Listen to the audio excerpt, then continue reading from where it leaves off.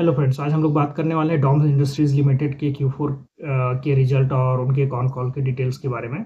पहले हम लोग स्टार्ट करते हैं उनके नंबर से। उसके बाद हम लोग देखते हैं कि FY26 में जो भी उनका ग्रोथ हुआ उसमें जो चीज़ें इन्वॉल्व थी, जो भी रिलेटेड ड्राइवर थे, वो सारा हम लोग डिस्कस करेंगे। उसके बाद हम लोग बात करेंगे कि उनका कैपेक्स का क्या प्लान है, जो कि आगे FY27 और उसके आगे के लिए ग्रोथ के लिए बेनिफिशियल होगा। और लास्टली हम लोग देखेंगे कि वो कुछ ग्रोथ गाइडेंस उन्होंने दिया है क्या FY27 और उसके आगे के लिए, अगर कुछ दिया है डिस्कस किया तो वो सारा चीज़ें हम लोग बात करेंगे। ओके, पहले हम लोग स्टार्ट करते हैं उनके नंबर से। सो रेवेन्यू फ्रॉम ऑपरेशन ग्रोथ अगर हम लोग देखते हैं उनका Q4 FY25 से FY26 का, दैट इज 18.7%, एंड FY25 से FY26 is that is 21.6%। EBITDA margin में उनका थोड़ा प्रेशर दिख रहा है, मतलब EBITDA मार्जिन Q4 FY25 में that was 17.3% and Q4 FY26 में दैट इज 16.7%। सिमिलरली FY25 में EBITDA margin was 18.2% and FY26 में EBITDA margin is 17.3%। PAT from Q4 FY25 से FY26 का जो पैट है ईयर एंड ईयर क्वार्टर के basis पे, that is 13.5%, and the FY25 से FY26 जो ईयर एंड का जो पैट है that is 12.2%। So this is all the उनके मेन नंबर्स, ये सारा कुछ है। अभी जो उन्होंने बोला कि उनका जो लास्ट जो फुल ईयर का जो गाइडेंस था, रेवेन्यू ग्रोथ का गाइडेंस था, दैट वाज अराउंड 20%, मतलब 17 to 20% या 18 to 20% का उन्होंने ग्रोथ गाइडेंस दिया था। और हमने देखा कि द ग्रोथ दो जो उन्होंने अपनी बताया that is 21.6%। So they surpass their growth guidance को क्रॉस कर किया है उन्होंने, and which is very good, right. और उन्होंने बोला कि मतलब जो ग्रोथ गाइडेंस का जो मेन ड्राइवर्स था, that was first thing they launch the new products और on different categories. Second thing was जो भी डिफरेंट कैटेगरीज थे जहाँ पर वो उनमें भी उनका काफ़ी अच्छा ग्रोथ आया।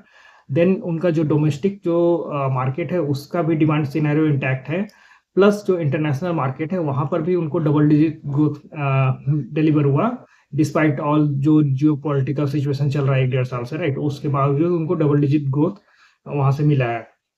सो दीज आर द 4 थिंग्स उन्होंने जो बताया, जिसके कारण उनका revenue growth is coming around 21.6% का है, which is more than what they guided for FY26। Okay, अभी जो EBITDA मार्जिन में हमने देखा, राइट, EBITDA मार्जिन मतलब जो पहले EBITDA मार्जिन Q4 FY25 का था 17.3% और अभी 16.7% है, एंड FY25 का EBITDA margin was 18.2 and FY26 का 17.3% है। तो आपने देखा कि EBITDA मार्जिन में थोड़ा प्रेशर है, but what they are saying कि this is the temporary pressure, because उनका जो दिस बेबी केयर ब्रांड है, that is that what they are saying, that is the seasonal thing, and that's happened, that is just a temporary impact on their margin. They do not see this is the long term thing. So this is the main thing that they told about. So EBITDA margin को हम लोग देखते हैं कि next quarter में how they are going to perform, वो बढ़ता है कि नहीं बढ़ता है। So that is one of the main thing that we can look out in the next con call में, मतलब नेक्स्ट जो रिजल्ट आएगा उसमें। अभी हम लोग उनके कैपेक्स की बात करते हैं। So what they are doing कि उनके पास 75 एकड़ का एक लैंड पार्सल है, that they are developing for all the new demand जो भी आने वाला है उसके लिए। सो उसमें मतलब FY25 में FY26 में दे पुट अराउंड 292 करोड़ का कैपेक्स किया है उन्होंने, और FY27 में they are again planning the capex of 250 to 275 crore का कैपेक्स करने वाले हैं। अभी व्हाट दे आर सेइंग उनका जो पहला बिल्डिंग है ऑन दिस 75 एकड़ का जो लैंड पार्सल में जो पहला बिल्डिंग है, that they are about to complete in June 2027 में, और मतलब Q2 के एंड में, जून में ये कंप्लीट हो जाएगा, मतलब Q2 के एंड में they should be start production from that the first building से। So that will be add up in there, जो भी रेवेन्यू का ग्रोथ है उसमें सारा कुछ ये ऐड होगा।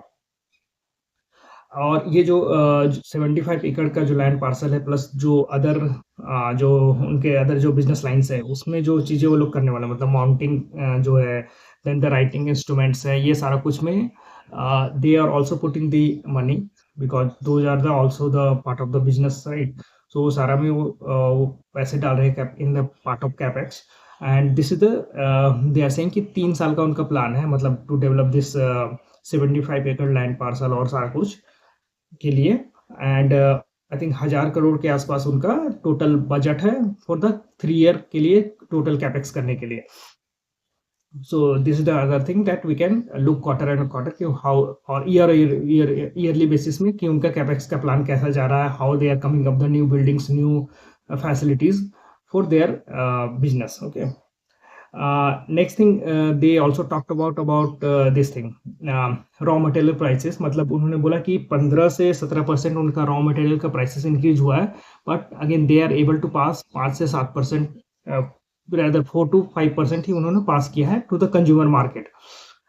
And but again they are saying कि इसके कारण यू कैन सी कि Q1 में थोड़ा मार्जिन में प्रेशर आप देख सकते हो, but over the time will able to pass this prices to the market. और ये जो प्राइसेस इंक्रीज हुआ है जो रॉ मटेरियल के कारण, उसका जो मार्जिन प्रेशर आएगा that will be mitigated. So this is the one point they talked about in their cone call में। अभी हम लोग उनका जो गाइडेंस आया हुआ है उसके बारे में बात करते हैं। सो जो टॉप लाइन का गाइडेंस दिया है दैट इज अराउंड 17% से 20% का गाइडेंस दिया है, despite all the things that is happening around the market, मतलब जियो पॉलिटिकल जो भी सिचुएशन है उसके बावजूद उन्होंने 17 to 20% का गाइडेंस दिया है। And which is the same guidance that is उन्होंने प्रीवियस कॉन कॉल में दिया है। So let's see, so this is all about this Dom industries limited के बारे में। Let's see how they maintain this their EBITDA margin, अब वो लोग कैसा करते हैं, then how their capex is going, वो हम लोग आगे वाले कॉन में देखेंगे। एंड जो रॉ मटेरियल प्राइसेस का जो अभी जो उन्होंने 4% से 5% ही पास किया है, वो आगे how they are passing to the consumer market, वो सारा कुछ हम लोग आगे के कॉन में हम लोग ऑब्जर्व कर सकते हैं। So this is all about Dom industries. Okay, अगर इसके बारे में आपको कुछ क्वेश्चंस है तो please write it in the comment, and आप DM भी मेरे को कर सकते हो। Thank you.